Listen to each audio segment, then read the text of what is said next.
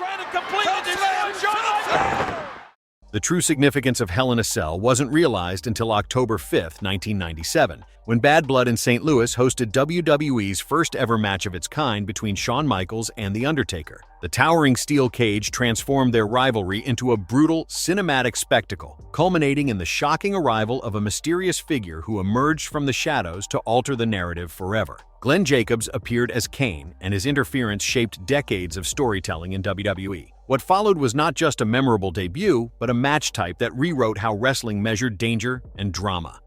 Background: WWE in the late 1990s, the Attitude Era context. By the late 1990s, the WWF had shed much of its bright, cartoonish veneer and stepped into something rawer and louder, which fans now refer to as the Attitude Era. Creative teams and performers began telling stories that felt closer to late-night television than Saturday morning cartoons. Characters became darker and more unpredictable, and backstage problems and real-world grudges bled into on-screen feuds. Television segments leaned heavily on shock value and attitude to grab headlines and keep viewers glued to their sets. That shift did not happen in a vacuum. The Monday Night Wars forced WWE and WCW to treat every week as a must-win. Vince McMahon and Eric Bischoff turned Monday nights into a ratings battleground that changed how promoters booked television. Both companies began stacking shows with high-stakes angles and matches that looked and felt like pay-per-view level entertainment. The result was a faster, edgier product that rewarded risk-taking and allowed anti-heroes and shocking moments to flourish. At the center of the cultural moment were performers who blurred the lines between star and spectacle. Stone Cold Steve Austin burst into mainstream consciousness with his rebellious persona and his famous catchphrase, which captured the mood of the era. Dwayne Johnson emerged from Hollywood-style charisma into global superstardom as The Rock. Stables like D-Generation X injected crude humor and contempt for authority into weekly television.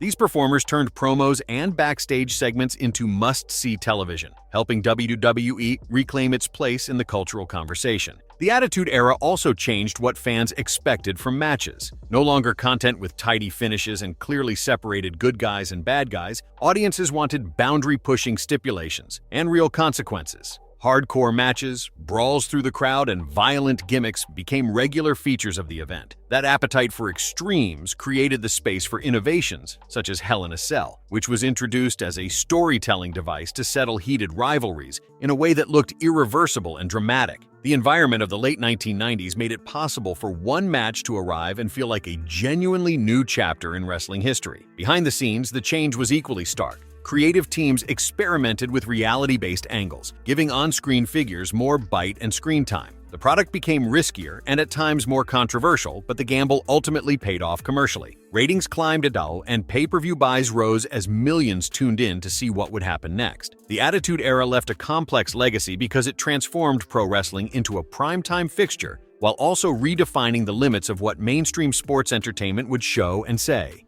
The idea, origins of Hell in a Cell. The Hell in a Cell did not arrive fully formed. It grew out of a specific need to end a bitter rivalry in a way that felt final and cinematic. After a controversial finish at SummerSlam, where Shawn Michaels served as the special guest referee and interference left The Undertaker robbed of a clear outcome, creative teams sought a match that would isolate two men from outside influence and force a decisive finish. The idea evolved from a planned cage match into something larger and more theatrical, enclosing the ring and the ringside area under a roofed steel structure. Several people within the business attribute the origin of the cell concept to Jim Cornette. Cornette described the idea as a blend of the larger multi-ring cages that were sometimes used in regional promotions and the roofed cages seen in matches like War Games. That design allowed wrestlers to fight on top of the structure, to brawl in the ringside area, and to create visuals that felt both claustrophobic and epic. The roof gave promoters a new storytelling tool because it removed easy escapes, making anything that happened inside truly inescapable. Naming the match was a small but important part of its identity. Creative figures later said that while the structure idea likely originated from Cornette and others, the phrase "Hell in a Cell" was coined inside the writing room and stuck because it captured the mood and the stakes of the match. From the moment the cage descended to the ring, the visuals and the name combined to promise something darker than a normal steel cage. That promise made the match feel like a chapter break in a storyline rather than just another match on a card. The very first match demonstrated the idea's potential. On October 5, 1997, during Bad Blood in St. Louis, Shawn Michaels faced The Undertaker in the inaugural Hell in a Cell bout. The massive structure gave them space to climb and turn the cell itself into a platform for high-risk action. The climax of the match also introduced a new character that would become central to the myth around the cell. When Kane appeared and ripped the cell door from its hinges, the image reinforced how the structure could be used to tell permanent, dramatic story beats. That night, the match did more than settle a score. It created a new tool for long-term storytelling. From a staging perspective, the cell also answered practical questions. It protected a contentious finish from outside interference while also giving producers room for dramatic camera angles and high-risk spots. Over the years, promoters refined the look and the rules, but the original idea remains clear. It was a simple yet profound change to a familiar concept that significantly expanded the possibilities of storytelling in the ring. The Hell in a Cell began as a creative solution for a single feud. It matured into one of wrestling's defining match types, as it promised permanence, danger, and theatrical finality, often delivering on that promise in unforgettable ways. Building the match, Undertaker versus Shawn Michaels. They did not throw Hell in a Cell together at random. The match between The Undertaker and Shawn Michaels capped a bitter few months that began with SummerSlam, where Michaels served as special guest referee for the WWF Championship, and a chair shot changed everything. That night helped seed the personal hatred that made a normal singles match feel insufficient for the score to be settled. The feud escalated quickly, and the next big stop was Ground Zero in early September. Shawn and Undertaker met one-on-one for the first time, and the fight spilled so far past the rules that the match was declared a no contest. Backstage brawls and repeated interference made clear that conventional stipulations could not contain the story or satisfy the fans who wanted a decisive finish. The no contest cleared the schedule for something bigger to come. Into that opening stepped the Hell in a Cell idea. Creative wanted a way to signal finality and to stage a match that looked irrevocable. The cell was designed to enclose the ring and the ringside area, ensuring that it could not be escaped and allowing cameras and performers to utilize the space around the ring as part of the drama. Historians and participants later credited Jim Cornette with pitching the larger, roofed structure. At the same time, writers landed on the evocative name that promised something darker and more permanent than a normal cage. The concept fit the Attitude Era's appetite for spectacle and danger. When Bad Blood arrived on October 5th, the cell delivered in ways even the creative team could not fully predict. Inside the steel, the psychology of the match was simple and brutal. Undertaker spent long stretches methodically dismantling Shawn and selling the sense of inescapable punishment. Michaels leaned into the over-the-top selling and desperation, which made every comeback feel earned. The cell allowed them to fight on top of the structure and at ringside in a way that made the match feel cinematic and large-scale rather than merely violent. And those choices turned individual bumps and counters into a short film about pride, revenge, and consequence. The finish rewired wrestling storytelling. As the match reached its peak, a new figure appeared and changed the evening forever. Kane ripped open the cell, and his brutal attack on Undertaker cost the dead man the bout, giving Shawn the win and a shot at the title. That interference was not a cheap trick. It retrofitted the cell into lore. The structure intended to keep others out instead became the setting for one of the most memorable introductions to a wrestling story in history. The image of the opened cell and the fallen Undertaker became a permanent visual shorthand for risk and revelation in WWE booking. On a practical level, the match also taught producers how to stage violence without losing narrative clarity. Camera placements, time spent on selling, and careful pacing proved more important than piling on spots. The first Hell in a Cell is remembered not only for the shocking moment, but also because the two performers utilized the new environment to tell a clear story from bell to bell. That lesson shaped future uses of the cell and helped the match type grow from a one-off solution into a recurring device for endings that needed to feel absolute.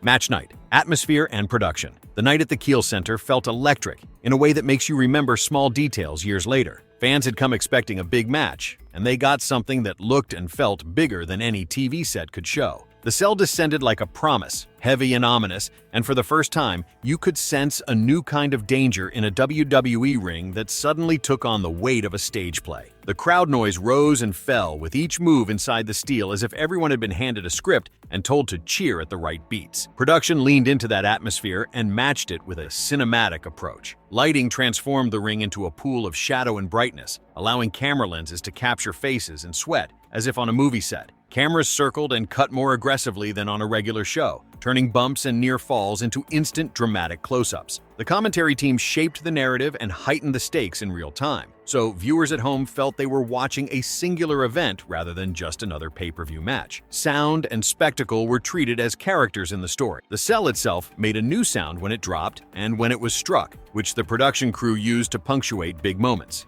Entrance music and pyrotechnics stayed purposeful and restrained until the match needed them to explode. When angles required secrecy, the broadcast would rely on blackout-style segments, forces, and tight camera work to preserve the shock for viewers, rather than telegraph it. That balance between revealing and withholding became a template for future high-profile matches. The crowd's reaction to the finish and the surprise arrival of Kane became the anecdote everyone repeated for years afterward. The cell was meant to be a barrier, but in an instant, the barrier was compromised, and the audience responded like a living thing, gasping and then roaring as the new figure strode into the business. Producers and talent relied on that communal gasp to sell the moment and ensure the debut landed not as a cheap twist, but as a story-changing beat that would be talked about for decades. Behind the scenes, the show demonstrated that wrestling could borrow film language while still maintaining the live energy that makes it a unique form of entertainment. Camera positions that captured the top of the cage, the reactions at ringside, and the way sweat flew in a close-up taught producers how to stage violence without losing emotional clarity. WWE took that experiment and used it again and again because the mix of sound design, lighting cues, and careful editing had turned one match night into a lesson in how to make sports entertainment feel like an event.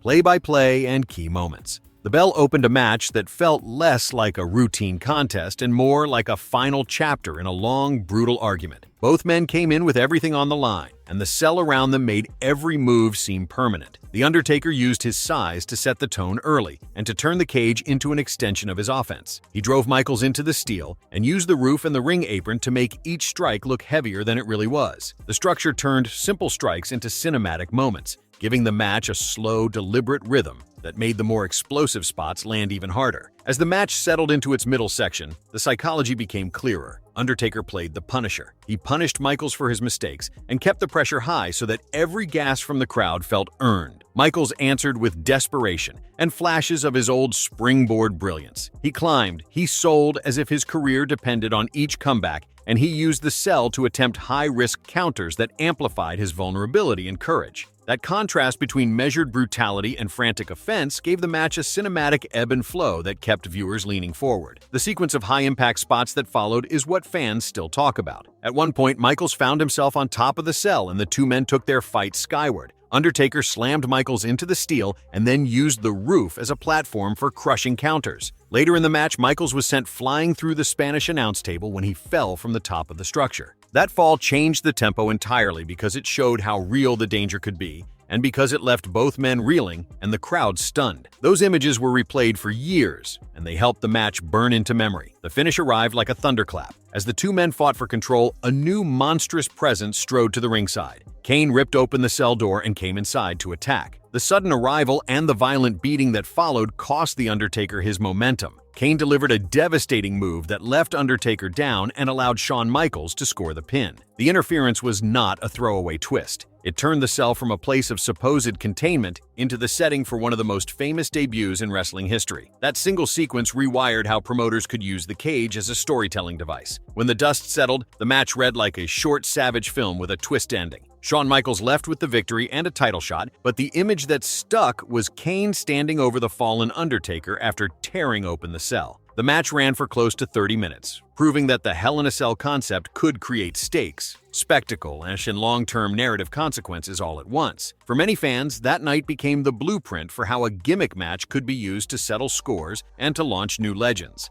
Immediate aftermath. The room after Bad Blood felt like a story that had just turned on its head. What was meant to be a decisive, inescapable ending instead became the night a new character walked out of the darkness and changed everything. Shawn Michaels left the Kiel Center with the win, but the bigger story was the violent arrival of Kane, along with the image of the torn cell door and a crumpled Undertaker on the canvas. That visual became the headline everyone talked about the next day, and it rewired the feud into something much larger than a single match. For the performers, the aftermath was immediate and personal. The Undertaker was written as a man who had been physically and emotionally ambushed. On screen, Paul Bearer used the mystery of Kane to needle at the dead man and create the idea that this was not merely an opponent, but a family and history made monstrous. The creative direction transformed the cell from a cage meant to keep others out into a stage for a long-running vendetta between two characters with intertwined pasts. Fans and reporters picked up on that new mythology right away. For Kane, the debut could not have been more effective. He was presented as unstoppable and unknowable, and the following weeks emphasized his link to Undertaker through dark vignettes and cryptic promos. WWE used the momentum to quickly move Kane into in-ring action,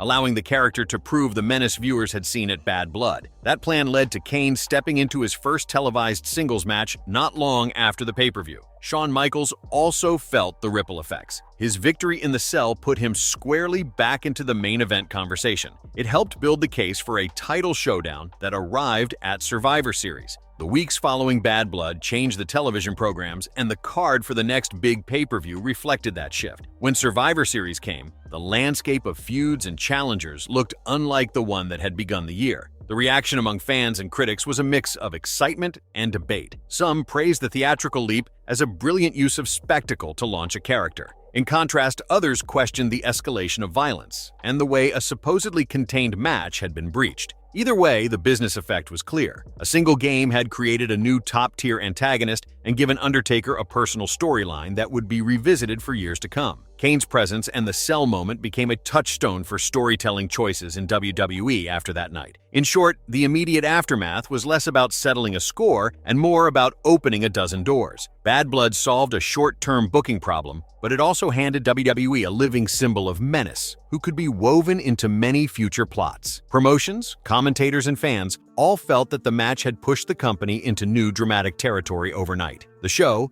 billed as an answer to a rivalry, wound up reinventing the rivalry's future instead.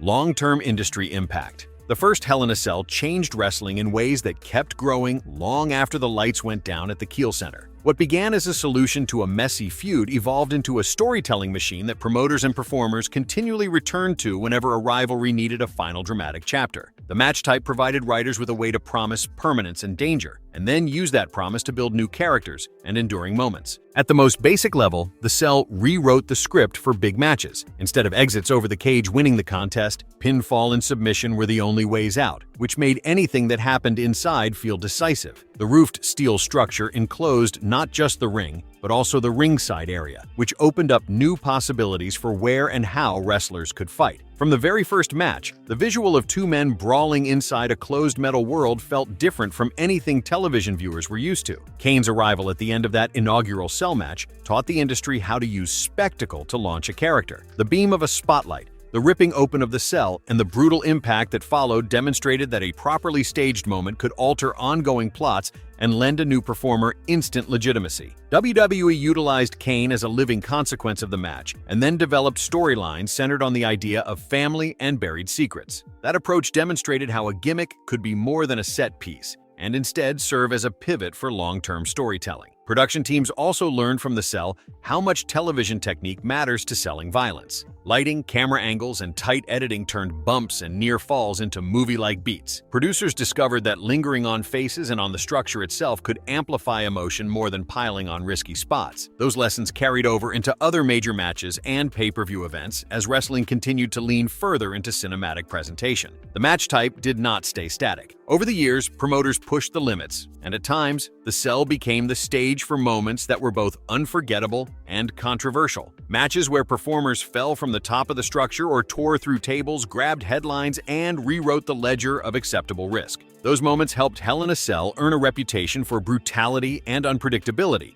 while also forcing the business to confront the issue of performer safety and the long-term consequences. Ultimately, the legacy is evident in how the Cell is utilized today. It became a canonical way to cap a feud and a shorthand to tell audiences that something important would happen. Decades of memorable Hell in a Cell matches cemented the stipulation as one of the most prestigious and feared match types in wrestling. Promoters now weigh the narrative payoff before bringing out the Cell because the structure still promises a kind of narrative finality that few other match types can match. Cultural legacy and mythmaking. The Cell lives as much in memory as it does in steel. What started as a booking solution for a single feud evolved into a storytelling mirror that reflected broader shifts in wrestling and fan expectations. The image of two men fighting under a roofed cage altered how audiences perceived consequences. Suddenly, a match was not just about who won and who lost, but about what the action meant for the character and the world around them. The idea that something inside the ring could feel irrevocable made the Cell an easy trunk for Myth to grow out of. Myth loves a striking entrance, and the debut of Kane provided one that matched the architecture of the Cell. He did not simply appear to attack, but he also arrived like an answer to a question no one knew that had been asked. The ripped door, the darkened arena, and the sight of a massive new presence standing over a fallen Undertaker gave fans an image that demanded explanation. Wrestling storytellers use that image the way oral historians use a single dramatic line to start 1,000 stories. Within weeks, the idea of buried family sins and supernatural family curses became a part of WWE lore, and that mythology traced back to one night and one visual. The cultural effect was not only narrative. Production teams and commentators learned lessons on how to make violence appear realistic while maintaining coherence for viewers. Lighting choices, camera framing, and the pacing of close-ups became tools for building dread and protecting the surprise. The Cell taught television crews how to create a wrestling match that feels like a contained film sequence while preserving the live energy that makes the medium unique. Performers, in turn, adapted their psychology and timing so that a single pose or a held beat could carry as much meaning as a move. Those changes filtered into other big matches and into the wider aesthetics of the Attitude Era and beyond. Not all of the legacy is heroic. As the Cell became shorthand for ultimate stakes, promoters and wrestlers pushed its limits, and at times those choices crossed real safety lines. Moments that made headlines also raised questions about how far performers should go and about how wrestling balances spectacle with care. The most famous of those controversies involved a later Hell in a Cell, where a fall from the roof became a defining image and also a cautionary tale about risk. That dual nature of the Cell makes it a mirror for wrestling itself because it shows both the art of theatrical danger and the hard costs that can come with it. Ultimately, the Cell became a cultural shorthand. Mention Hell in a Cell, and people understand not only the match, but also a set of expectations about finality, menace, and spectacle. The structure lends itself to oral history because it produces moments that are easy to retell and hard to forget. For many fans, the Cell is where characters became legends, and where wrestling proved it could create modern myths every week. That is why a match from 1997 still matters. It gave the business a new language for telling large emotional stories, and then it handed fans images that keep being passed from one generation to the next. Synthesis: how that match changed wrestling forever. On October 5, 1997, a match unfolded in St. Louis, Missouri at the Kiel Center, which is now known as the Enterprise Center. That would rewrite what professional wrestling could be. The event was billed as Bad Blood in Your House and presented the very first Hell in a Cell match in the company's history. What made that night special was not only the brutal choreography that took place inside the steel cage with a roof, but also the way narrative and spectacle were married to produce an unforgettable moment. Shawn Michaels and The Undertaker treated the Cell as more than a weapon. They used it as a stage to reveal new character layers and push physical storytelling to new limits. The match also served as the stage for one of wrestling's most impactful debuts. Kane appeared in a cloud of red light and smoke, then climbed into the structure and attacked The Undertaker. That interference directly changed the outcome, launching a storied feud that would span decades. From a creative standpoint, the match altered how promoters thought about stipulation bouts. The Cell had been conceived as a way to keep others out and to create higher stakes. Instead, it became a canvas for wider stories and dramatic reveals. WWE would return to the concept again and again, and this single match set the template for how those future encounters could escalate rivalries and create watershed TV moments. Fans and wrestlers still point to that night when they discuss the modern era. The blend of cinematic entrance elements and in-ring psychology showed that spectacle could coexist with smart pacing. Booking choices that followed leaned into long-term payoff and characters with mythic backstories and dramatic entrances. The match helped move wrestling away from simple athletic contests and closer to episodic storytelling that thrived on shocks and revelations. There is also a safety lesson that came from the Cell era. The matches that followed grew more dangerous as performers sought to top previous moments. Over time, promotions learned to balance risk and reward, protecting talent while still offering intense moments. That learning curve influenced medical protocols and the way certain spots are staged today. Looking back, it is easy to point to many matches that matched or exceeded the violence of that night. Still, the first Hell in a Cell stands out because it changed expectations across the industry. It proved that a single well-told match could launch a new match type, create an enduring character, and shift booking philosophy for years afterwards. The Cell did not just trap two men inside metal and mesh. It freed storytellers to think bigger about how they could both terrify and amaze an audience. Its legacy is visible in modern promos, and long-form storytelling is valued. That night changed more than a match. It changed how wrestling tells stories to generations and endures today. Marvelous verdict. Bad Blood on October 5, 1997, introduced the first Hell in a Cell match and rewrote how wrestling tells big stories. Shawn Michaels climbed into a roofed steel structure to face The Undertaker, and the bout ended with the shocking arrival of Kane, who attacked Undertaker and changed the outcome. That night, the Cell was showcased as a narrative space rather than a mere prop, and inspired promoters to use match stipulations to elevate long-term feuds. It also prompted performers and companies to reassess safety and booking practices. In short, the match forged a new appetite for cinematic spectacle in wrestling.